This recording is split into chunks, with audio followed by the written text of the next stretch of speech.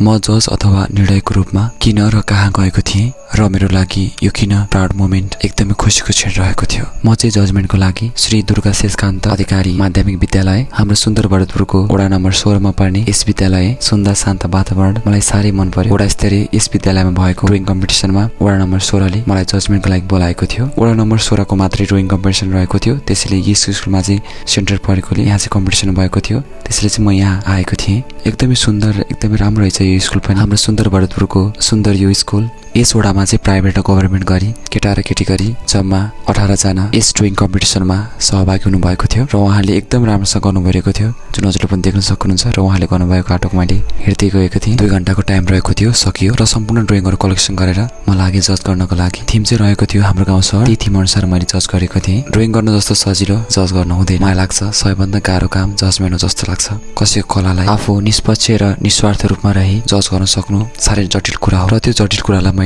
सहज बनाउँदै 1 घण्टा लगाएर जज गरेँ। उहाँहरूको सबैको राम्रो थियो, तर फर्स्ट सेकेन्ड थर्ड छुटाउनै पर्ने यो विधिको विधान हो र नतिजा रिजल्ट पनि मैले आफैले अनाउन्स गरेको थिएँ। 2 जना गर्ल्स र 1 जना बोयज चाहिँ विनर हुनुभएको थियो र मैले उहाँहरूको लागि केही मोटिभेसन कुराहरू र आर्ट सम्बन्धी कुराहरू जानकारी दिएको थिएँ। कमी कमजोरी अझै गर्नुपर्ने मेहनतहरू, सफल हुनलाई बधाई तथा अहिले असफल हुने भाइ बहिनीहरूलाई आउँदा दिनहरूमा सफल हुनको लागि अग्रिम शुभकामना दिएँ र मलाई पनि प्राउड लागिरहेको थियो, खुसी लागिरहेको थियो। कुनै समय म पनि यसरी कम्पिटिसनमा गएर आफ्नो नतिजा सुन्ने मान्छे, आज उहाँहरूको नतिजा जज भएर सुनाउने व्यक्ति बनिसकेको रहेछु। उहाँहरूलाई हेर्दा उहाँहरूमा विगतको म पाउँछु। साँच्चै समय कति महान अनि बलवान हुन्छ है, तर निरन्तर मेहनत र लगनशीलता चाहिँ छोड्नु हुँदैन। र अर्को दिन चाहिँ तथास्तु ब्याङ्क्वेटमा सफल हुने भाइ बहिनीहरूको लागि पुरस्कार वितरण, साथमा हामी जजहरूको लागि पनि सम्मान कार्यक्रम रहेको थियो र मेरो पनि सम्मान भएकोले र केही शुभकामनाका फ्रेम र केही शुभकामना आदान प्रदान लिए र मलाई खुसी लाग्यो र प्राउड पनि लाग्यो। आज यस क्षेत्रमा छु, यो हुनुको पहिलो कारण भनेको नै कामप्रतिको